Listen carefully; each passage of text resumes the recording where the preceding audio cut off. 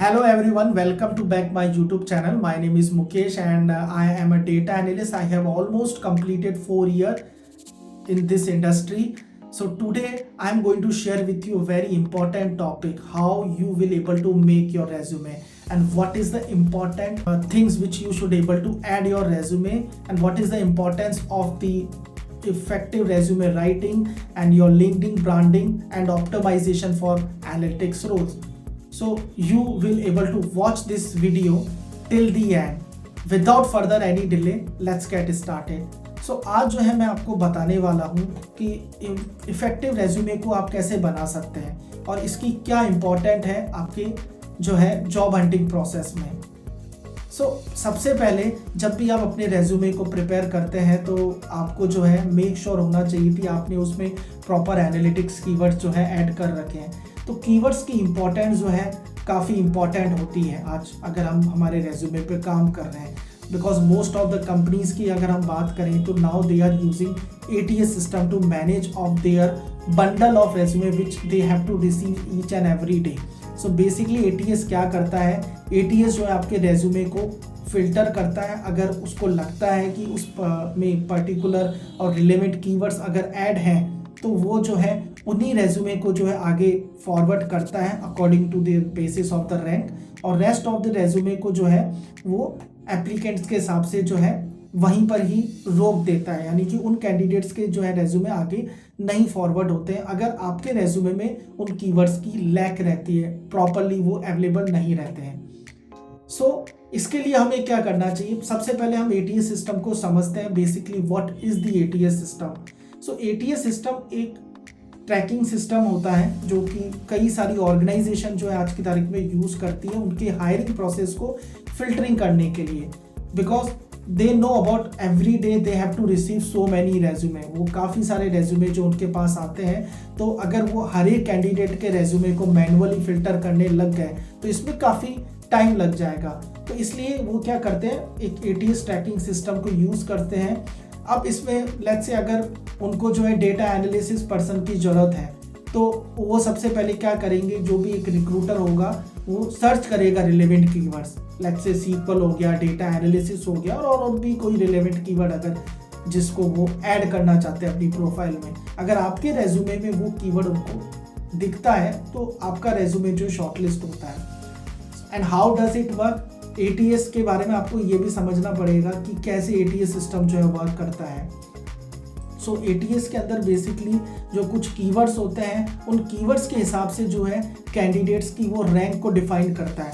Let's say अब मैं आपको एक एग्जांपल दे दूं कि सपोज अगर आपने एक रेज्यूमे बना रखा है, ठीक है ना, उस रेज्यूमे के अंदर अगर आपने 12 कीवर्ड डाल रखे हैं और वो 12 कीवर्ड एग्जैक्टली जो है उस कंपनी की जॉब डिस्क्रिप्शन से मैच करते हैं, तो your resume will able to shortlist for next stage of the process. And अगर इसी जगह कोई दूसरा कैंडिडेट है, उसने 12 में से 6 ही कीवर्ड उसको नज़र आते हैं, तो उसका कैंडिडेट का जो है सीवी आगे फॉरवर्ड नहीं होता है, ठीक है ना।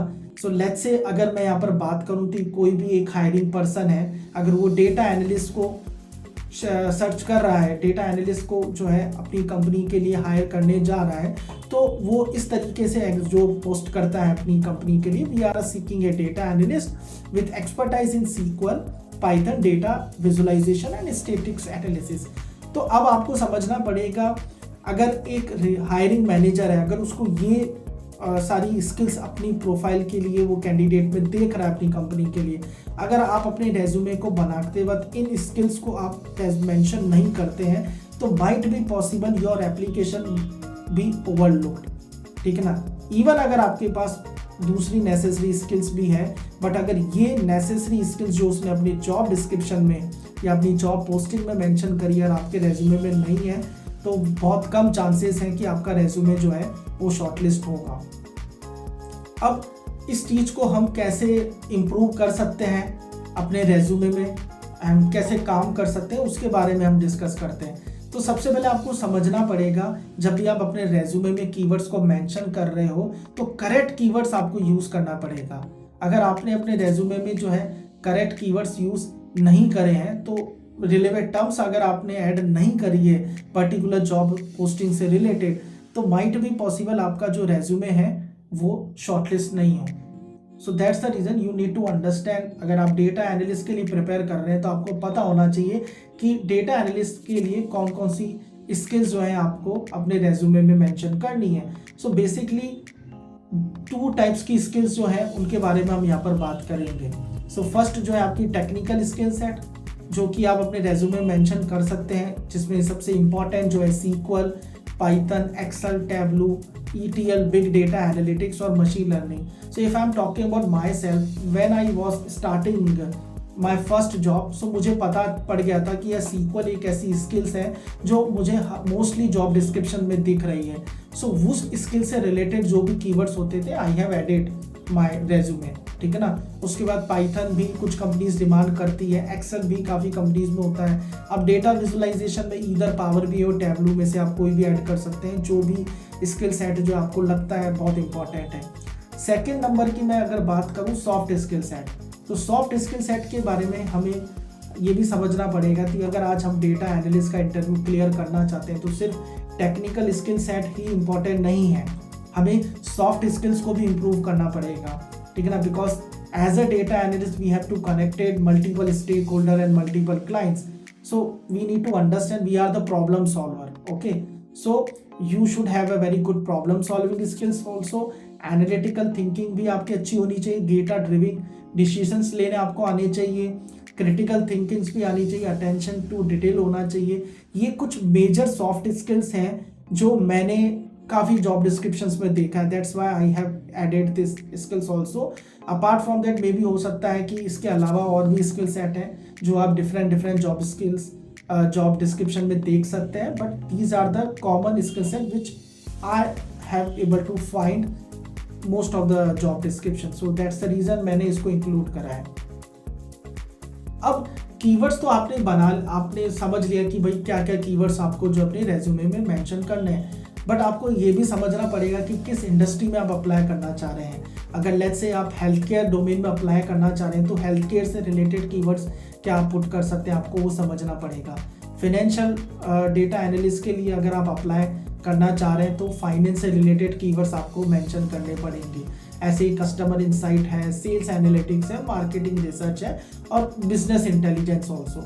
सो these are the some specific keyword which currently most of the industries are following, ठीक है ना। तो उस इंडस्ट्री के हिसाब से जो है आपको अपने रेज्यूमे पे जो है काम करना पड़ेगा, रिलेवेंट कीवर्ड जो है आपको ऐड करने पड़ेंगे।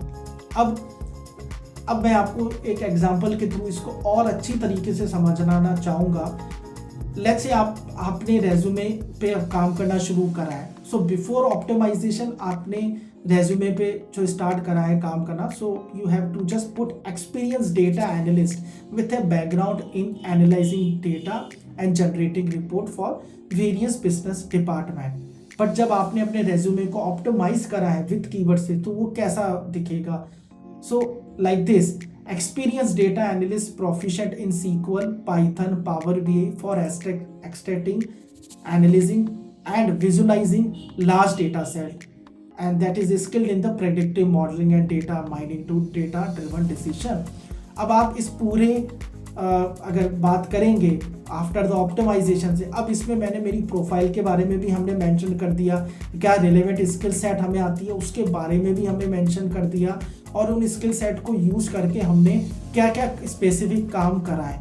तो ये सारी चीज़ें जो है आपको अपने रेज्यूमे में ऐड करनी पड़ेगी। आपको ये समझना पड़ेगा, अगर आप सिर्फ स्किल सेट को अपने रेज्यूमे में पुट कर रहे हो तो वो इतना मैटर नहीं करेगा। उस पर्टिकुलर स्किल को यूज़ करके आपने क्या क्या डेटा से रिलेटेड काम करा है, आपने क्या क्या अपने प्रोजेक्ट्स में जो है डेटा से रिलेटेड स्टफ जो है मेंशन करा है, let's say data pre processing करी है, एक्सट्रैक्ट करा है, एनालाइज करा है, तो आपको ये सारी चीज़ें जो है उसमें मेंशन करनी पड़ेगी। ओके, सो नाउ अब इस सब के बाद आपको ये समझना पड़ेगा आपको अपनी हेडलाइन कैसे बनानी, बिकॉज हेडलाइन जो होती है वो एक इम्पॉर्टेंट चीज़ होती है किसी भी रेज्यूमे के अंदर, बिकॉज फर्स्ट चीज़ वो ही रिक्रूटर देखता है। तो हेडलाइन के बारे में मैं आपको यहाँ पर बताना चाहूँगा कि बिफोर ऑप्टिमाइजिंग आप यहाँ पर देख पा रहे हो कि आपका जो डिस्क्रिप्शन है हेडलाइन का वो इस तरह से है। Let's say data analyst eight working XYZ company.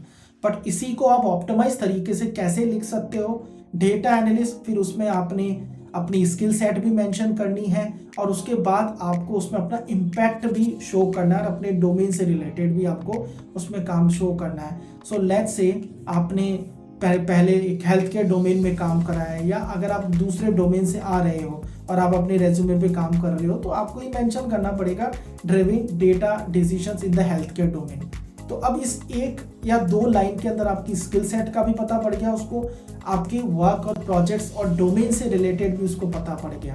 Okay, सो आप इस तरीके से अपनी हेडलाइंस को बार बार रिवाइज कर सकते हो, ऑप्टिमाइज कर सकते हो स्पेसिफिक कीवर्ड की हेल्प से जो आपको उस पर्टिकुलर कंपनी के जॉब डिस्क्रिप्शन में दिख रहे हैं। ठीक है ना?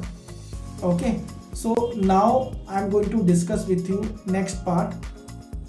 आपने जब हेडलाइन कंप्लीट कर ली, अब हेडलाइन के बाद जो अगला पार्ट होता है हमारा समरी का होता है। तो समरी हम कैसे ऑप्टिमाइज कर सकते हैं? So let's say before the optimising your resume आपने ये लिखा है experience in the data analyst. अब इसको इस तरीके से नहीं लिखकर हम इसमें क्या एड ऑन करेंगे, रिजल्ट ओरिएंटेड और result driven data analyst with 5+ year of experience. अभी आप यहाँ पर मैंने एक एग्जांपल लिया है, अगर कोई 2 साल के लिए से आ रहा है इस इंडस्ट्री में या 1 ईयर का एक्सपीरियंस है, तो आप उस हिसाब से यहाँ पर नंबर्स को मेंशन करोगे इन हेल्थ केयर। और प्रोफिशिएंट में आपने अपनी स्किल सेट को मेंशन कर दिया, and passionate about the leveraging data to drive business decisions and improve the patient. अब इसमें आपने इस समरी के अंदर क्या करा, आपने अपना एक इम्पैक्ट शो करा है कि ऑलरेडी आपको इतने सालों का एक्सपीरियंस है, इतने डोमेन का है और इतनी टेक्निकल स्किल सेट को आपने लेवरेज करा है अपनी पास्ट कंपनी के अंदर। ठीक है ना? इम्प्रूव द पेशेंट केयर, आपने पेशेंट केयर के इम्प्रूविंग से रिलेटेड जो है काफ़ी मतलब उसमें वर्क करा अपनी पुरानी कंपनी में। तो आप एक इम्पैक्ट शो कर सकते हो एक इंगेजिंग समरी को लिख कर अपने रेज्यूमे में। तो हर बार आपको अपनी समरी को भी रिवाइज करना है।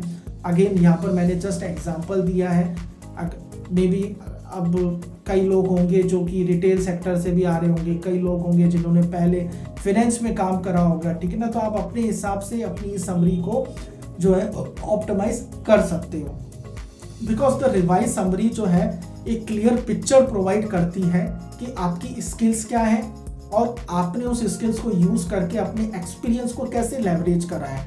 बट मेक श्योर आपको वो रिलेवेंट कीवर्ड्स भी मेंशन करना है। ओके, सो अगेन आपका जो नेक्स्ट पार्ट होता है वो होता है आपका एक्सपीरियंस वाला पार्ट होता है। अब एक्सपीरियंस की अगर मैं बात करूं तो डिस्क्रिप्शन से पहले आप स्टार्ट करेंगे। बिफोर आपने ये मेंशन करा है कि आपने डेटा एनालिसिस के प्रोजेक्ट्स बनाए हैं, बट आपको जो है ऐसे डायरेक्टली नहीं लिखना है। आपको लिखना है कि conducted SQL based data analysis project और develop power BI dashboard for health care and improving the patient care matters by 20%. So you need to understand whenever if you are going to create your resume, so आपने जो भी projects अपने resume में mention करने हैं उसमें आपको उनको क्वांटिफाई करना है, अपने प्रोजेक्ट्स को, अपने एक्सपीरियंस को, बिकॉज दैट विल रियली गोनी impact in front of the recruiter कि आपने कोई प्रोजेक्ट्स पे पहले इन्वॉल्वमेंट शो करा है अपनी पास्ट कंपनी के अंदर। ठीक है ना? या कोई भी ABC प्रोजेक्ट आपने बनाया तो उसमें आपने नंबर्स में कुछ अचीव करा है, and they are really gonna interested to कि भाई how you can achieve this number. So आपको अपना डिस्क्रिप्शन भी जो है इसी तरीके से, अपने एक्सपीरियंस को इसी तरीके से मेंशन करना है जिसमें आपकी स्किल्स भी आ जाए, उस स्किल को यूज करके आपने क्या काम करा है। लेट्स से आपने अगर डैशबोर्ड बनाए हैं तो उस डैशबोर्ड में आपने कौन सी स्किल यूज करी है, आपका डोमेन क्या था और उसमें आपने जब अपना इन्वॉल्वमेंट शो करा तो क्या क्या आपके अचीवमेंट थे। तो ये सारी चीज़ें आपको डिटेल में मैनर में जो है अपने रेज्यूमे में पुट करनी है। Okay, so apart from that moving forward आपने अपना एक्सपीरियंस बना लिया, उसके बाद आप क्या करोगे, आपको अपनी स्किल्स को हाईलाइट करना है। ठीक है ना? अब यहाँ पर मैं डिस्क्रिप्शन की बात करने जा रहा हूँ। आपको अपनी स्किल के सेक्शंस के अंदर जो है रिलेवेंट स्किल सेट जैसे SQL, पाइथन, डेटा विजुअलाइजेशन है, पावर BI है, टैब्लू, ML और स्टैटिक्स एनालिसिस है, ये मेंशन करने हैं। अगेन मैं आपको ये नहीं कह रहा हूँ कि सारे स्किल सेट आपको मेंशन करने हैं, बट ये these are the common skill set. अब इनमें से आपने जॉब डिस्क्रिप्शन को चेक करना है और देखना है कि भाई कौन कौन सी स्किल सेट है। फिर आपने जो भी प्रोजेक्ट्स में काम करा है, ठीक है ना, आप अगर कॉलेज में हैं अभी तो आपको, या आप किसी दूसरी कंपनी में पहले काम करते थे, अब आप जो है डेटा में जा रहे हैं, तो आपको अपने कलीग्स को भी एंडोर्समेंट करवाना है, ठीक है ना, और make a valid connection also. अब यहाँ पर मैं बात कर रहा हूँ कि अगर आपने अपनी लिंक्डइन प्रोफाइल को अपडेट करा है तो मेक श्योर उस प्रोफाइल के अंदर भी आपको एंडोर्समेंट लेना है आपके कलीग से, जो भी आपकी लास्ट कंपनी थी। और अगर आप किसी कॉलेज में हैं, अभी फाइनल ईयर में हैं, तो आपको उनसे एंडोर्समेंट लेना है, क्योंकि इसका भी बहुत इंपॉर्टेंट रोल प्ले होता है आपकी प्रोफाइल को ऑप्टिमाइज करने में और आपकी प्रोफाइल को हाईलाइट करने में। And make sure that will really gonna to help you to validate your skill set, ठीक है। अगर आपकी स्किल सेट बहुत वेल राउंडेड है विद द एंडोर्समेंट के साथ में, so that will give more credibility on your profile, ठीक है ना। लिंक्डइन प्रोफाइल की बहुत ज़्यादा अच्छी क्रेडिबिलिटी इसमें शो होती है आपके पास में। ओके, सो नाउ आपने जब अपनी स्किल सेट को भी मेंशन कर दिया, अब इसके बाद जो नेक्स्ट स्टेज है जिस पे आपको काम करना है, आपको अपने कनेक्शंस बनाने हैं, ठीक है ना। तो कनेक्शन से लिए मेक श्योर आप जिस भी इंडस्ट्री में अप्लाई कर रहे हो, आपको कनेक्ट करना है उन इंडस्ट्री प्रोफेशनल से, ठीक है ना, ज्वाइन करने हैं रिलेवेंट ग्रुप से, पार्टिसिपेट करना है डिस्कशंस को। जनरली आज हम क्या देखते हैं कि आज जैसे लेट्स से हमने लिंक्डइन पे पोस्ट देखी, तो मोस्टली पीपल क्या करते हैं, उसमें इंटरेस्टेड लिख के छोड़ देते हैं, बट आपको ये नहीं करना, आपको अपने डिस्कशन को थोड़ा इंगेजिंग करना है, ठीक है ना। आपको अपने थॉट्स को उसमें ऐड करना है उस पर्टिकुलर कम्युनिकेशन और पर्टिकुलर पोस्ट पे, जिससे ज़्यादा से ज़्यादा इंडस्ट्री प्रोफेशनल आपसे जो जुड़ें और आपकी जो प्रोफाइल हो वो थोड़ा और बूस्ट हो, ठीक है ना। तो इंगेजमेंट आपको अपने कंटेंट के थ्रू करना है अपनी प्रोफाइल बिल्डिंग में। बिकॉज अगर मैं बात करूँ engage with content bye liking, commenting and sharing these post, ये तो आपका इंगेजमेंट है, बट आपको एक स्ट्रॉन्ग नेटवर्क जो है अगर आपको बिल्ड करना है तो आपको रिलेवेंट ग्रुप्स में ऐड करना पड़ेगा, अपनी नेटवर्किंग को इंक्रीज करना पड़ेगा, इंडस्ट्रियल प्रोफेशनल्स को ऐड करना पड़ेगा, ठीक है ना। क्योंकि कई बार ऐसा होता है कि हमारी लिंक्डइन प्रोफाइल अगर बहुत अच्छी है, so there will be the chances the recruiter directly reach out to us. Because मेरे साथ ऐसा कितनी बार हुआ है, मेरे से कई रिक्रूटर ने डायरेक्टली रीच आउट टू करा है, ठीक है ना। That's the reason you need to understand nowadays LinkedIn is a very good platform and you know about how you can leverage this platform. Okay, so sharing your content and achievement, जैसा कि मैंने आपको बताया, आपको अपनी online presence कैसे increase करनी है।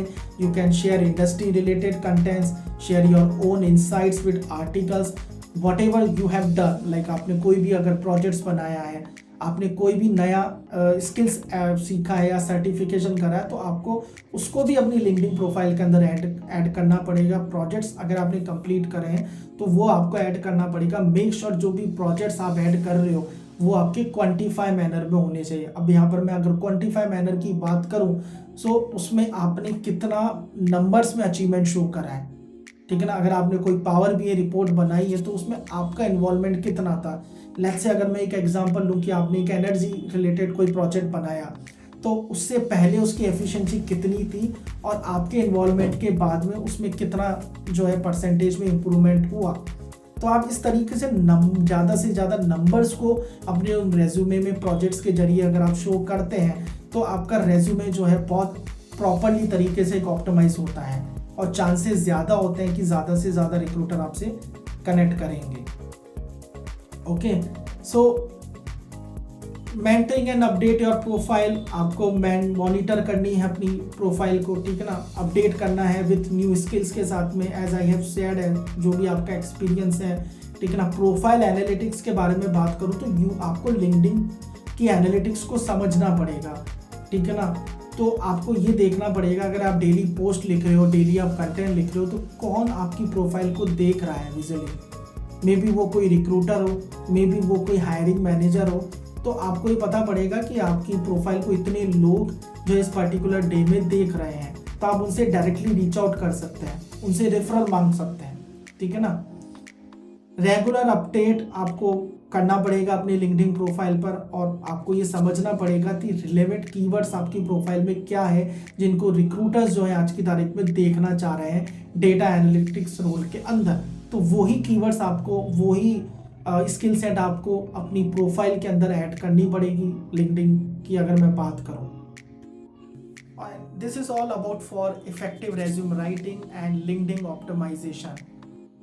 एंड अगर आप इस फाइल का एक्सेस करना चाहते हैं तो मेरे यूट्यूब चैनल के डिस्क्रिप्शन बॉक्स में मैं इस फाइल का जो है लिंक शेयर कर दूंगा, जहां से आप इस फाइल को डाउनलोड कर सकते हैं। And if you have found this video is helpful for you, so don't forget to follow, like and subscribe my YouTube channel.